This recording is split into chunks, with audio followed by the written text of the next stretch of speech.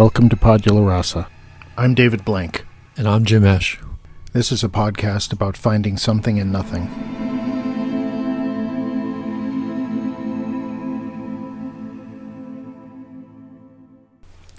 Fragment 1.5. This is an early check-in on the process to date. Since releasing Fragment 1 on July 25, we've had some interesting feedback from a lot of people, some known to us and some brand new, and we certainly had more listens than any other show. One thing that I'm coming to realize is that in doing this podcast, Jim and I are on a path. Maybe we're all on that path. Yesterday, I met online with Mark Cristaldi, a friend from high school, who shared his thoughts and feelings about Tom Williams.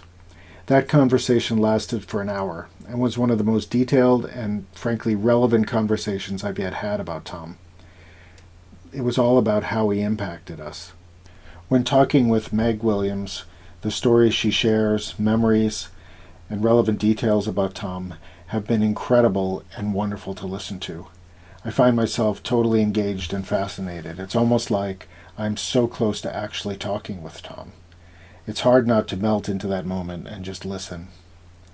My conversation with Mark was completely different. Mark shared his thoughts, and then we discussed a variety of elements of the podcast to date, all the way back to the first one. And it all kind of came together for me, just why I was driven to do this. Then we finished up, hung up, and to my absolute horror, I realized that I had not clicked record. The conversation was completely lost. The initial frustration congealed into the understanding that Tom was lost too, yet something else was also found. Thankfully, Mark is willing to reconstruct with me next weekend, but I thought it would be helpful to share a few insights that I've derived out of this whole process to date. This is totally about me, and I hope I don't bore anybody. I hope that you will see that it's all connected. First off, I mentioned regret in a previous podcast. I don't think I have any regrets anymore. Everything plays out the way it does.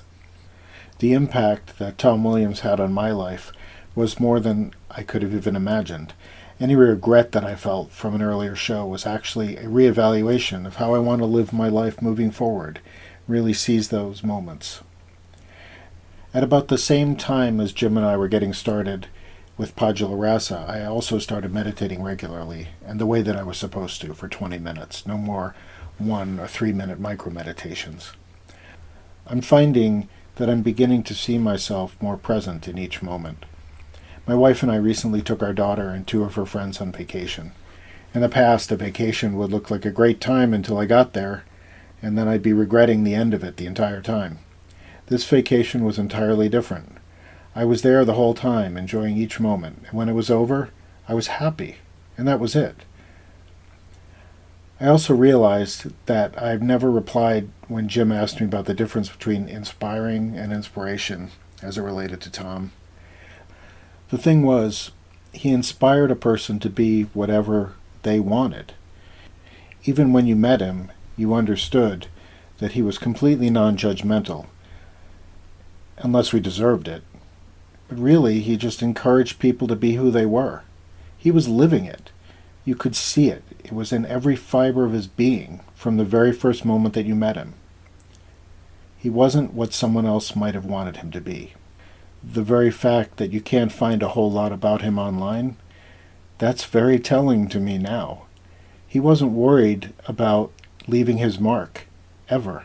He just was who he was, and he was living his life, and he was impacting people for many, many years. As a teacher, as a friend, as a mentor, he just let it all hang out. He didn't need to have a big stone marker. All of us who continue on and remember him carry who he was into the future. And in a way, that is one of the most amazing legacies I think anybody could actually have. So that's where I am right now, and I'm looking forward to talking with Mark in a week. But I have to ask, as one of 2 narrators of this podcast, Jim, does any of this resonate with you? Have you noticed changes in yourself since starting meditation and working on this podcast? Thanks, Dave. That was so well said. What can I add to that? I like your talking about being on a path. Sometimes we don't know where that path is leading, but you can sort of sense or feel instinctually that you're on the right or wrong path. And I certainly feel like doing this podcast and getting into meditation and so forth, and doing a lot more writing than I've done in a while. That all feels right to me. That feels like I'm on a right path. It doesn't matter where it's headed. The path will. How did George Harrison put it? Any road will get you there, right? I'm on this road, and it's getting somewhere. Also, a thought about meditation, well, the role that plays in all this. I think sometimes when you're on a path, metaphorically, that you need to stop. You need to pause, sit, stand, look around you. Where am I at? Get your bearings, get oriented. That to me is what meditation is sort of doing for me in one way.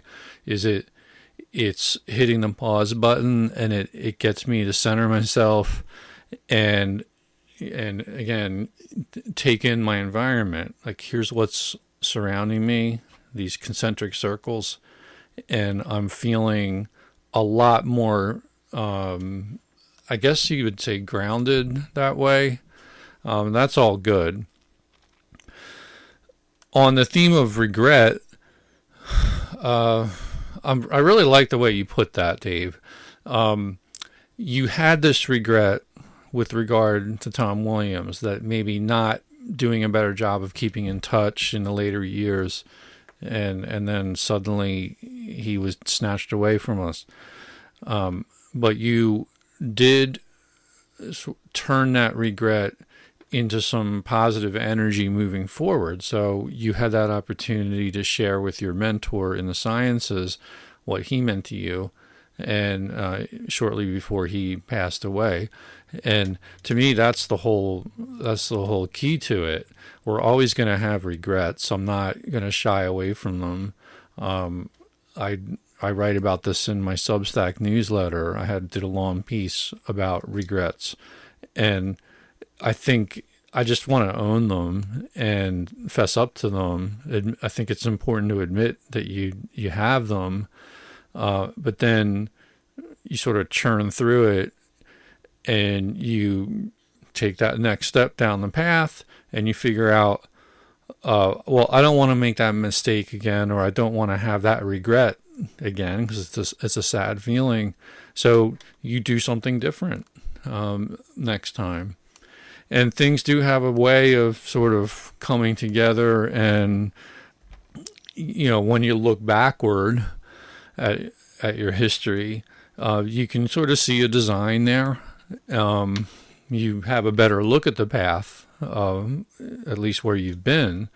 And that's important to do frequently as well, I think, is to sort of take stock. So the other thing I liked in your initial comments, Dave, was how what a horrible feeling it is when you don't hit the record button, I'm sure you regretted that. But look at what you just did. You turned that into a story, a good story, and you made something out of it. You used it. You used that fail, and you turned it into something more positive.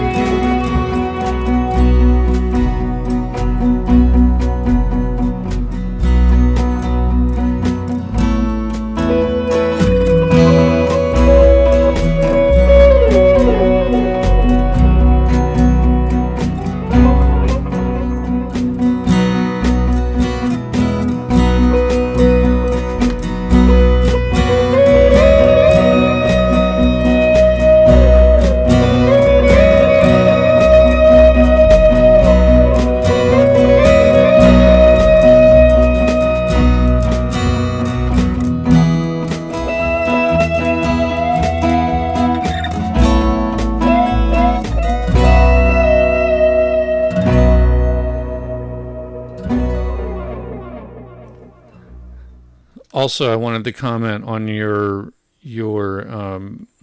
reflections on Tom Williams and the impact that he had on people, and the fact that his sort of legacy online is relatively slight. If you go out there and you look for things, it's nice if there is a paper trail out there. But if not, what's much more important is the impact that you had on people. I mean, that's what really matters, and I'd like to think that I try in my life to have a positive impact on people. I mean, I'm not trying to be positive. I'm just trying to be me, like who I am. This is what I do. I think if you do find yourself that way and you start expressing yourself in that organic way, you probably are going to have a positive impact on others. And he certainly was that for so many of us. All of this that we've been going through, and I want to put this the right way, because it's a difficult topic for me to broach.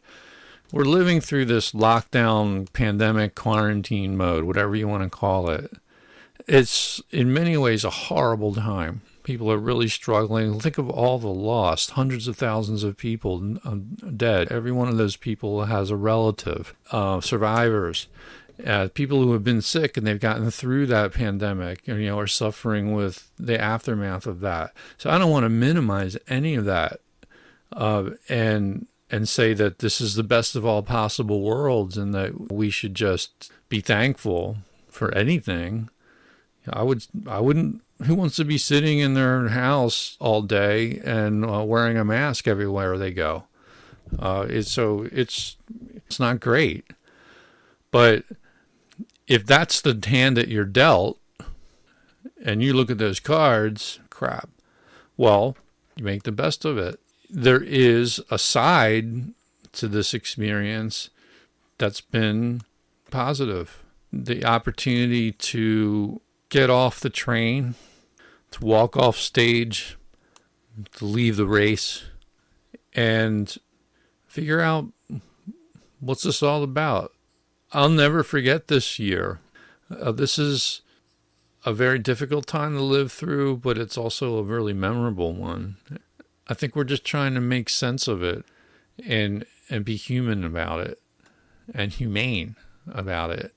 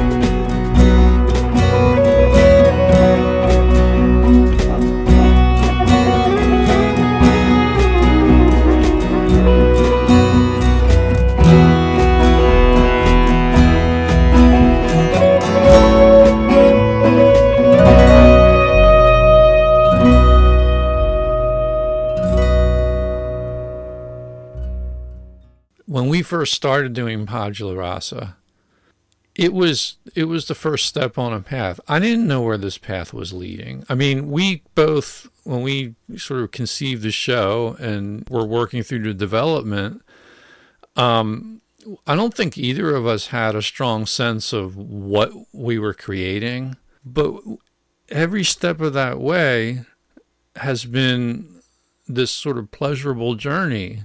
And I think in a way we've kind of converged and we're sort of moving in the right direction and in the same direction. And it feels right.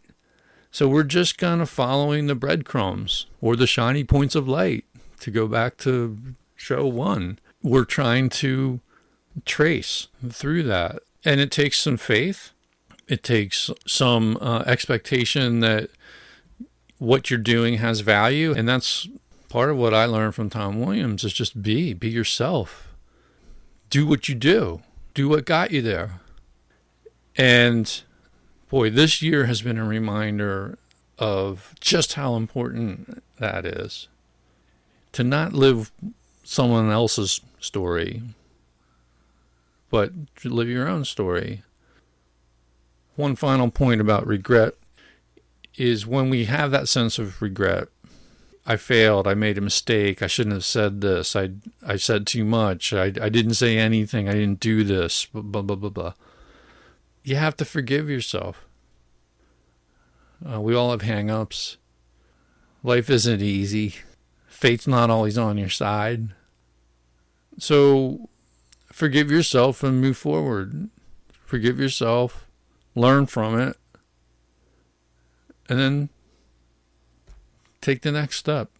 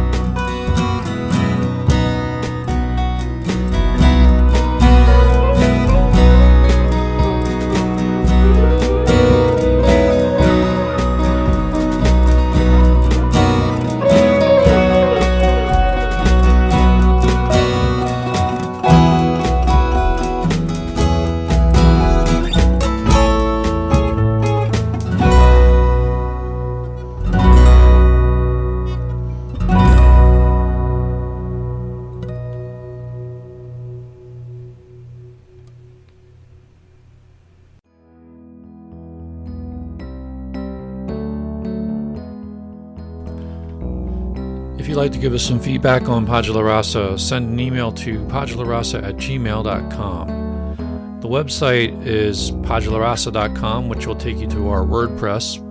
But if you want to subscribe to the podcast, go to anchor.fm or use your favorite podcasting application. We've got tons of people reaching out from the Tom Williams universe, and we are very eager to share your stories. Give us a little bit of time to compile everything and edit it. We got some wonderful content coming your way very soon. Thanks always for listening, and be well.